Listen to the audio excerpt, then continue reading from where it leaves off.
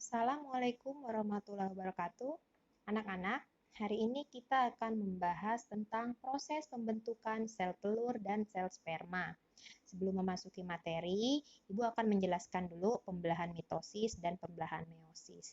Kedua pembelahan ini berhubungan dengan proses pembentukan sel telur dan sel sperma tadi. Nah, sekarang kita masuk ke pembelahan mitosis.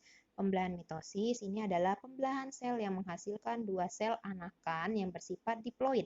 Biasanya dia terdapat pada sel tubuh manusia. Sedangkan pembelahan meiosis itu adalah pembelahan sel yang menghasilkan 4 sel anakan yang bersifat haploid. Biasanya dia terdapat pada sel kelamin. Sekarang kita kembali ke proses pembentukan sel telur atau dikenal dengan nama oogenesis. Biasanya oogenesis ini terjadi di ovarium. Pada tahap pertama akan terbentuk yang namanya oogonium. Dia bersifat atau memiliki selnya ini bersifat diploid.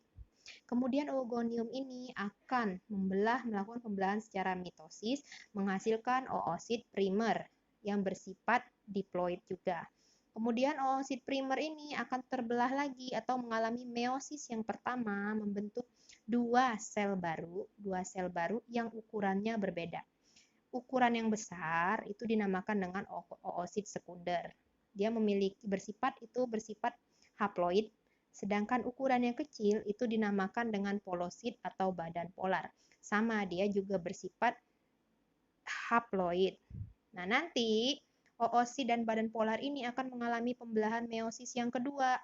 Kalau oosit sekunder dia menghasilkan oosit tadi, dia menghasilkan ootit dengan badan polar. Jadi dua sel yang berbeda jenis. Sedangkan badan polar tadi akan mengalami pembelahan meiosis yang kedua menghasilkan dua badan polar yang ukurannya sama ukurannya, sedangkan yang satunya ini ukurannya berbeda. Nah, untuk ketiga badan polar, ini badan polarnya 1, 2, 3, dia tidak akan mengalami pembelahan lagi. Kenapa? Karena dia akan kekurangan sel. Jadi yang akan berkembang hanya si ootit ini. Ootit yang mempunyai satu sel haploid. Dia akan mengalami perubahan bentuk atau berdiferensiasi menghasilkan satu sel telur. Sel telur inilah yang akan siap untuk dibuahi. Itu untuk pembelahan atau pembentukan pada sel telur. Sekarang kita masuk proses pembentukan pada sperma atau nama lainnya itu adalah spermatogenesis. Ini dihasilkan di testis. Nah, sekarang pada proses yang pertama hampir sama dengan proses pembentukan sel telur. Yang pertama terbentuk itu adalah spermatogonium yang selnya bersifat diploid. Kemudian spermatogonium ini terpecah lagi atau mengalami pembelahan secara mitosis, menghasilkan yang namanya spermatosit primer. Dia juga bersifat diploid, sama dengan spermatogonium tadi.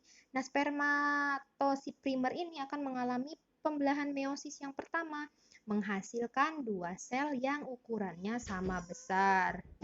Kemudian dia menghasilkan tadi spermatosit sekunder yang ukurannya sama. Jadi dua sel yang terbentuk ini sama. Nanti spermatosit sekunder ini akan mengalami perubahan bentuk atau mengalami yang bukan perubahan bentuk. Jadi akan mengalami yang namanya pembelahan meiosis yang kedua, menghasilkan juga yang namanya spermatid. Jadi masing-masing satu ini dia akan menghasilkan dua sel spermatid yang bersifat haploid. Nah, spermatid ini akan mengalami, jadi dia ini semua aktif semua ini. Jadi dia akan mengalami perubahan bentuk. Si spermatid tadi terakhir dia akan mengalami perubahan bentuk menjadi spermatozoa.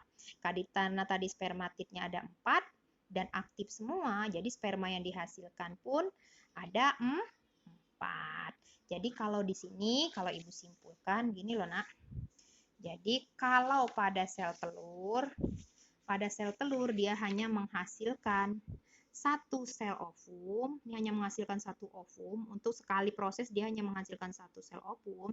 Nah, kalau pada sperma dia menghasilkan sekali terjadi atau sekali pembentukan itu dia bisa menghasilkan 4 spermatozoa.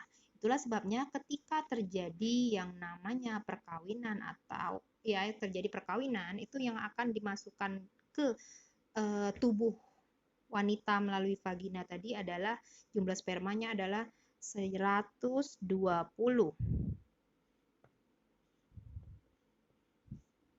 Jadi 120 juta spermatozoa. Banyak sekali. Dari 120 spermatozoa tadi yang bisa menembusi ovum, ini hanya satu spermatozoa saja yang bisa menembus ovum. Nah, demikianlah pembelajaran untuk hari ini. Tugas kalian adalah sekarang kalian menggambar proses pembentukan sperma dan proses pembentukan sel telur yang sudah Ibu jelaskan tadi. Silakan kalian kumpul nanti di Google Classroom masing-masing. Terima kasih.